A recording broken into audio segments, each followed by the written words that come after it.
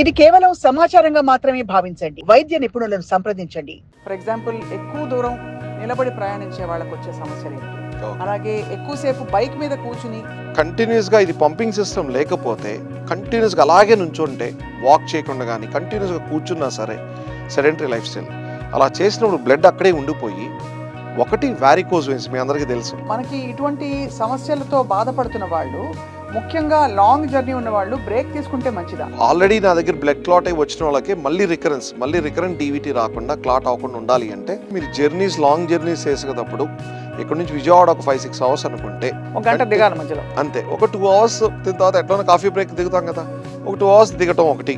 ఇంకోటి ఇప్పుడు ఈ సడన్ కార్డియాక్ డెత్స్ అవుతున్నాయి కదా, దానికి దీనికి ఏమైనా లింక్ ఉందంటారా? డీవీటీ వల్ల ఏమవుతుందంటే కాళ్ళలో బ్లడ్ క్లాట్ అయినప్పుడు సిరల్లో ఆ బ్లడ్ క్లాట్ బ్రేక్ అయిపోయి హార్ట్ ద్వారా లంగ్స్కి వెళ్తుంది. దాన్ని పల్మరీ ఎంబలైజేషన్ అంటాం. ఓహో.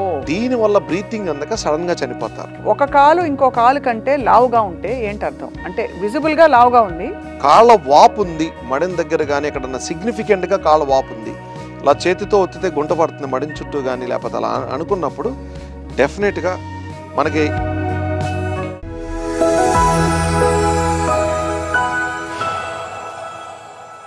Hello and welcome to Sakshi life.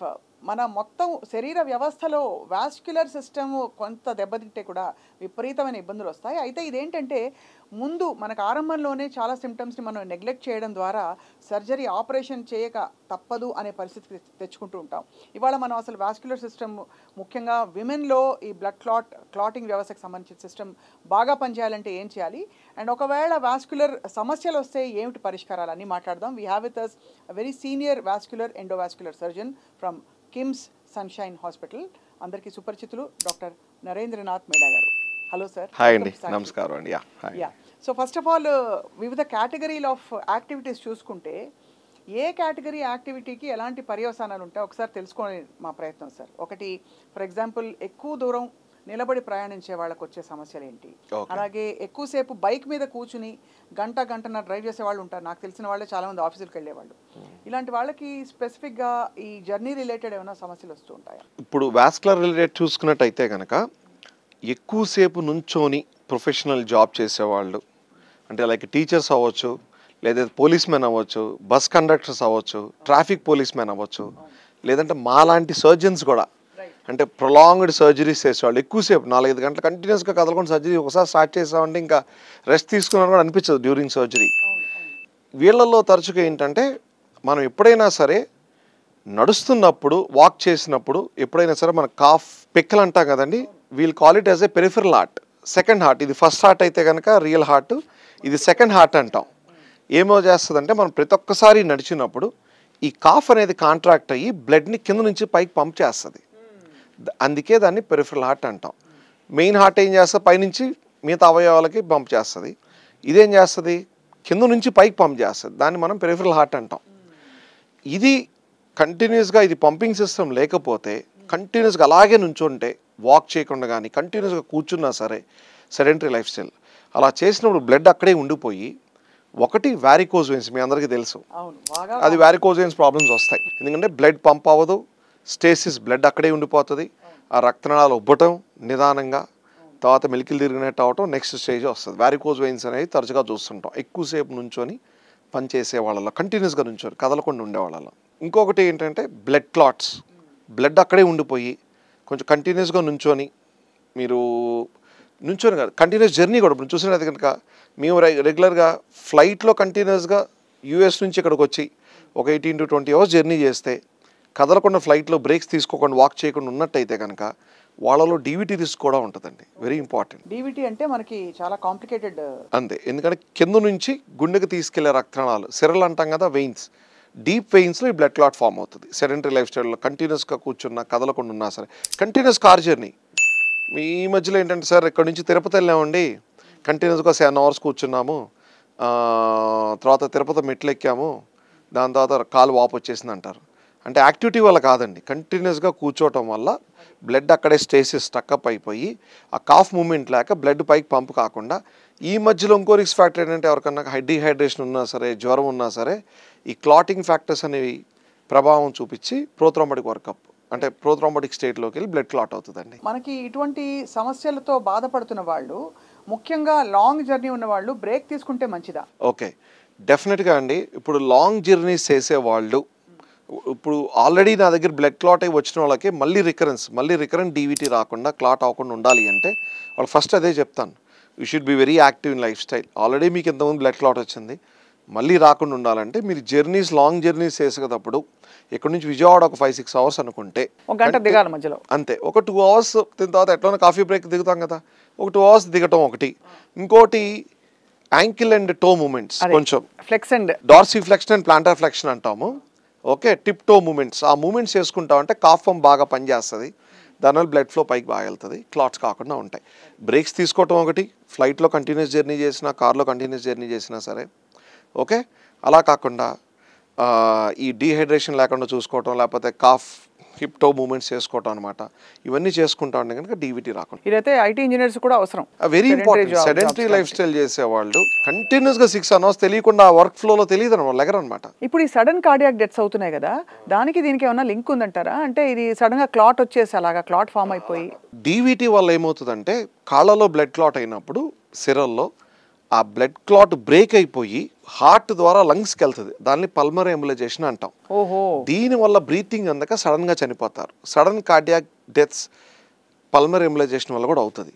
ఇదేంటంటే ప్రీ ఎగ్జిస్టెడ్గా మనకి క్లాట్ కాళ్ళలో కానీ ఉండొచ్చు, లేకపోతే లంగ్స్లో కానీ క్లాట్ అయ్యి ఆక్సిజనేషన్ జరగక బ్రెత్లెస్నెస్ వచ్చి కార్డియాక్ అరెస్ట్ అవుతుంది. ఇప్పుడు ఏ సిమ్టమ్స్ లేని వాళ్ళు అరే నా క్లాట్ ఉందా లేదా చూసుకుంటా అనే మెకానిజం ఏమైనా ఉందా మనకి? ఏ సిమ్టమ్స్ అంటే యూజువల్గా డీవీటీ ఉన్న వాళ్ళకండి బేసిక్ సిమ్టమ్స్ కాళ్ళ వాపు కానీ, పిక్కలో నొప్పి కానీ, లేకపోతే అదే స్వెల్లింగ్ అని వాపు అంటాము, నొప్పి కాఫ్ పెయిన్ రావటం కానీ ఈ ఏరియాలో, ఇంకా ఎక్కువగా ఇక్కడ వరకు ఎక్స్టెండ్ అయితే క్లాట్ తొడగోడ ఉబ్బిపోవటం కానీ, పిక్క కానీ ఉబ్బిపోవటం కానీ, ఎరుపు రాట కానీ, ఈ 3 సిమ్టమ్స్ అని ఏదో ఒకటి ఉంటుంది. అసలు ఏమీ లేకుండా ఉండేవని చాలా చాలా రేర్. ఒక్కొక్కసారి ఏంటంటే కాళ్ళలో క్లాట్ కాకపోయినా డైరెక్ట్గా లంగ్స్లో క్లాట్ అవుతుంది, పల్మరీ ఎంబోలైజేషన్ అంటాం, దానివల్ల ప్రమాదం. కానీ మోస్ట్ ఆఫ్ ద టైమ్స్ ఒక 80 to 90% కాళ్ళల్లో క్లాట్ అయ్యే లంగ్స్కి వెళ్ళే ఛాన్స్ ఉంటుంది. ఓకే, కాళ్ళల్లో క్లాట్ అయినప్పుడు క్లాట్ ఐడెంటిఫై చేశారనుకోండి, దాన్ని ఏం చేస్తారు? ఇంజెక్షన్ ఇచ్చి కరిగిస్తారా? అక్కడికక్కడ లోకల్గా మందులు ఇస్తారా? థిన్నర్స్ ఇస్తారా? ఇప్పుడు ఇంతకు ముందు చూసినట్టయితే ట్రీట్మెంట్ ఒక 10 years బ్యాక్ ఏదైతే హార్ట్లో క్లాట్ అయితే బ్లడ్ థిన్నర్స్ ఇస్తామో అదే రకంగా కాళ్ళల్లో కూడా రక్తం పలసబడే ఇంజెక్షన్స్ కానీ ట్యాబ్లెట్స్ కానీ ఇచ్చేవాళ్ళం. కానీ ఇప్పుడు అడ్వాన్స్మెంట్స్ పెరిగిన తర్వాత చెస్ట్ సన్ ఇంజెక్షన్ అంటే ఎండోవాస్కులర్ అంటాం, ఇంటర్వెన్షన్ అంటాం, మన పిక్క భాగంలో కానీ లేదా మోకాల దగ్గర సన్ ఇంజెక్షన్ ద్వారా ఒక చిన్న పరికరం లోపలికి పంపించి థ్రాంబోలైసిస్ అంటాం. థ్రాంబోలైసిస్ అంటే ఆ క్లాట్ని ఏదైతే ఉందో దాన్ని ఇమీడియట్గా బ్రేక్ చేసి సక్ చేసేసి తీసేస్తాం. విత్ ఇన్ 1 hour ఆ క్లాట్ని తీసేయగలం, అంత అడ్వాన్స్మెంట్స్ వచ్చినాయి.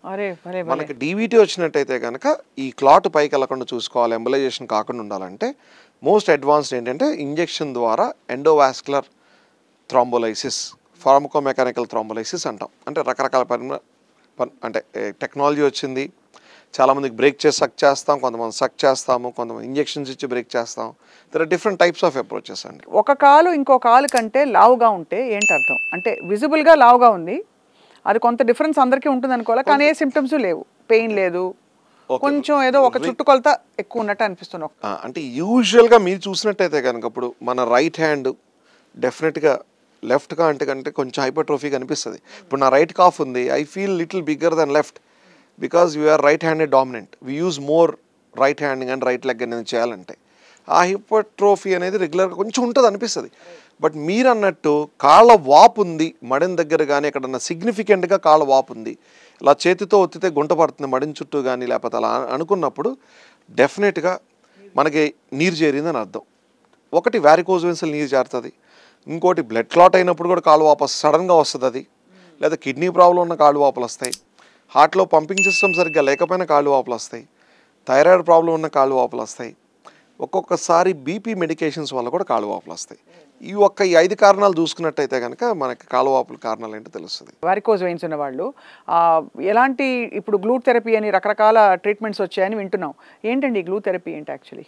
ఇంతకు ముందు చూసినట్టయితే ఓపెన్ సర్జరీ అండి. ఒక 20 సంవత్సరాలు చూస్తే గత నెక్స్ట్ 15 years నుంచి ఏం చేస్తాం, లేజర్ రేడియో ఫ్రీక్వెన్సీ అబ్లేషన్ అంటాం. అంటే లేజర్ కూడా డే కేర్ ప్రొసీజరే. ఒక 10 to 15 ఇంజెక్షన్స్ లోకల్ అనెస్థీషియా ఇచ్చి తొడభాగం నుంచి పిక్క వరకు ఏదైతే ఆ వెయిన్ లీక్ అవుతుంది, వారికోజ్ వెయిన్స్ అంటే బేసిక్గా ఏంటంటే కింద నుంచి పైకి రక్తం వెళ్ళకుండా రివర్స్ లీక్ అవుతూ ఉంటుంది కాళ్ళలోకి. ఆ వెయిన్ ఏదైతే ప్రాబ్లం ఉందో దాన్ని మూసేస్తాం. లేజర్తో ఏంటంటే దాన్ని బర్న్ చేసి మూసేస్తాం. ఆ బర్న్ చేసినప్పుడు పెయిన్ తెలియకుండా ఉండడానికి ఒక 10 నుంచి 15 ఇంజెక్షన్స్ ఇస్తాం. దాన్ని ఎనస్థీషియా అనుకోవాలి మనం తొడభాగంలో కానీ. ఎటువంటి అంటే తొడభాగంలో ఎనస్థీషియా ఇవ్వడం సేఫ్ అండి. నడుంకి ఎనస్థీషియా ఇచ్చి లేకపోతే ఫుల్ బాడీ ఎనస్థీషియా ఇచ్చి చేయటం కంటే కూడా. అవును. అందుకే లోకల్లో ఒక 10 ఇంజెక్షన్స్ ఇచ్చి స్మాల్ ప్రిక్స్ ఇచ్చి చేసేదాన్ని లేజర్ అంటాం. ఇప్పుడు అత్యాధునికమైంది మీరు చెప్పేది అడ్వాన్స్మెంట్స్ ఏంటంటే వారికోజ్ వెయిన్స్లో గ్లూ థెరపీ. గ్లూ అంటే ఏంటంటే గమ్ మనం మామూలుగా మాట్లాడితే అది ఇంతకు ముందు మన బాడీలో ఎక్కడన్నా బ్లీడింగ్ సర్జరీ చేసినప్పుడు బ్లీడ్ అవుతా ఉంటే మేము ఆ గ్లూని బ్లీడింగ్ ఆపడానికి వాడేవాళ్ళం ఇంటర్నల్గా బ్లీడింగ్ కాకుండా ఉండటానికి. ఇంకోటి ఏంటి స్కిన్ ఎక్కడైనా కట్ అయితే ఆ స్కిన్ని అటాచ్ చేయడానికి స్టిచెస్ లేకుండా గ్లూని వాడి స్కిన్ని అటాచ్ చేసేవాళ్ళం. అది ఎప్పటి నుంచో వాడుకలో ఉంది. రీసెంట్గా మనం ఇండియాకి వచ్చి ఒక 5-6 years అయింది glue therapy. But you been doing with a good outcomes. అంటే ఒక్క సన్న ఇంజెక్షన్ ద్వారా ఒకటే ఇంజెక్షన్ ద్వారా ఇక్కడెక్కడ మన పిక్క భాగం కానీ మడిన దగ్గర కానీ లేదంటే కొంచెం పై భాగాలు కానీ ఏదైతే ఆ రక్తనాళం లీక్ అవుతుందో దాని ఇంజెక్షన్ ద్వారా ఇక్కడి నుంచి ఎంటర్ అయిపోయి ఇక్కడ వరకు మన తొడ భాగం పై వరకు పెట్టి ఆ వెయిన్ని క్లోజ్ చేస్తాం. లేజర్లో ఏమవుతుంది మనము బర్న్ చేసి సీల్ చేస్తాం. ఇక్కడ ఏం చేస్తుంది గమ్ము పెట్టి సీల్ చేస్తాం. గమ్ పెట్టినప్పుడు ఏంటి మనకి ఎటువంటి పెయిన్ ఏమి ఉండదు కాబట్టి ఒక్క ఇంజెక్షన్ ద్వారా ఆ కెథటర్ని లోపలికి పంపించి దాన్ని సీల్ చేసేస్తాం. పేషెంట్ కంఫర్టబుల్ ఉంటుంది, ఎటువంటి పెయిన్ ఉండదు. లేజర్లో ఏంటి 10 నుంచి 15 ఇంజెక్షన్స్ ఇవ్వాలి, ఎందుకంటే బర్న్ చేస్తాం కాబట్టి పెయిన్ తెలియకుండా ఉండడానికి. గ్లూలో బర్నింగ్ ఉండదు, ఏముండదు, పెయిన్ ఉండదు, ఒకటే ఇంజెక్షన్. ఈ గ్లూ ఏంటి వన్స్ ఇన్ లైఫ్ టైమా లేకపోతే వన్స్ ఇన్ లైఫ్ టైం 6 ఏళ్ళు అలా ఉంటుందా? లేదు, వన్స్ ఇన్ లైఫ్ టైం. ఒక్కసారి గ్లూ పెట్టి ఫెవిక్విక్ గ్లూ అంటే సైనోక్రిలేట్ గ్లూ. అవునా? అంతే. అది హ్యూమన్స్ లో వాడతాము, FDA approved and there's no side effects, there is no side effects. contraindications. Only ఒకటి other side of the coin ఏంటంటే ఎవరికన్నా హోమ్ మేడ్ గ్లూస్లో ఎలర్జీస్ ఉంటే, ఇప్పుడు ఎగ్జాంపుల్ చాలామంది బ్యూటీ ఐ ల్యాషెస్తో గ్లూతో అంటిస్తారు కదా, నెయిల్స్తో గ్లూతో స్టిక్ చేస్తారు కదా, వీటితో ఏదైనా ఎలర్జీ వచ్చినట్టయితే కనుక గ్లూ వాడము. అంటే ప్రీ ఎగ్జిస్టెడ్ ఎలర్జీస్ ఏదైనా ఉన్నా సరే ఈ గ్లూ వాడము. వాళ్ళకి ఏదన్నా సరే ఎగ్జాంపుల్ ఎగ్జిమా కానీ అట్లాంటిది గ్లూస్ ఉంటే గ్లూ ప్రిఫర్ చేయం. అది కాకుండా మిగతా వాళ్ళల్లో 95% ఈ గ్లూ సింగిల్ ఇంజెక్షన్తో అయిపోతుంది. Comfortable procedure. మార్నింగ్ వస్తే చేసుకుని ఒక గంటలో వెళ్ళిపోవచ్చు, వర్క్ వెళ్ళి కూడా వెళ్ళిపోవచ్చు, సేమ్ డే వర్క్ వెళ్ళిపోవచ్చు. వాళ్ళకేం తెలియదు. ఇంజెక్షన్ ఇచ్చి ఇప్పుడు మనం నార్మల్గా ఇంజెక్షన్స్ ఆ పెయిన్ ఉంటుంది కదా, ఆ కొంచెం డిస్కంఫర్ట్ ఉంటుంది, ఎటు వర్క్ వెళ్ళిపోవచ్చు. డిస్కంఫర్ట్ ఉండదు ప్రొసీజర్ చేసేటప్పుడు. లేజర్ చేస్తే కూడా 10 నుంచి 15 ఇంజెక్షన్స్ ఉంటాయి. ఈ గ్లూలో ఒక్క ఇంజెక్షన్తోనే అయిపోతుంది. ఇదొక అడ్వాంటేజ్. తర్వాత ఓన్లీ గ్లూ చేసినట్టయితే కనుక మామూలుగా లేజర్లో ప్రొసీజర్ తర్వాత కంపల్సరీ స్టాకింగ్స్ వేసుకోవాలి మినిమం 2 weeks వరకు, మనం చేసిన ప్రొసీజర్ ఎఫెక్టివ్గా పనిచేయాలి అంటే. కానీ గ్లూలో స్టాకింగ్స్ వేసుకోవాల్సిన అవసరం, అదొక అడ్వాంటేజ్. ఓకే. తర్వాత సేమ్ డే వర్క్, పెయిన్ ఉండదు, కంఫర్టబుల్, నెక్స్ట్ డే కూడా అసలు పెయిన్ ఉండదు అనమాట. లేటెస్ట్ అడ్వాన్స్మెంట్ ఇది ఉంది, కానీ అయినా కూడా పీపుల్ ఆప్ట్ ఫర్ లేజర్ అండి. డెఫినెట్గా. అంటే ఒకటి మనకి ఎలర్జీస్ ఉన్నాయి, పేషెంట్కి ఏదైనా రిస్క్ ఫ్యాక్టర్ ఉంది, స్కిన్ పల్సగా ఉంది, దాని కిందే రక్తనాళం ఉంది. గ్లూ ఏంటంటే కొంచెం స్కిన్కి డెప్త్ ఉంటేనే చేస్తాం, 1 centimeter లోపలగా ఉంటాయి మనం చేసే సిర ఏదైతే ఉందో వెయిన్. ఇంకొకటి మెలికలు తిరిగిపోయినట్టు స్కిన్ మీద ఎక్కువ సూపర్ఫిషియల్గా ఉన్నా సరే, ఎలర్జీస్ ఉన్నా సరే మనం గ్లూ చేయం. మిగతా విషయాల్లో ఎటువంటి వారికైనా గ్లూ చేసుకోవచ్చు.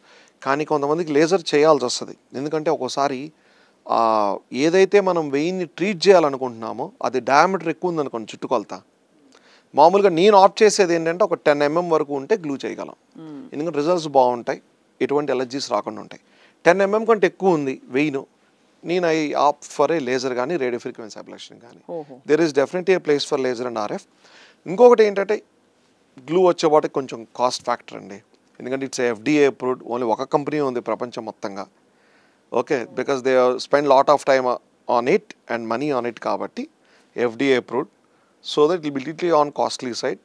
The whole kit is very costly. కొంచెం లేజర్కి వచ్చేపాటికి it's when compared to glue it's cost factor చూసుకుంటే తక్కువలో అయిపోతుంది, మోర్ యాక్సెసిబుల్ అవుతుంది.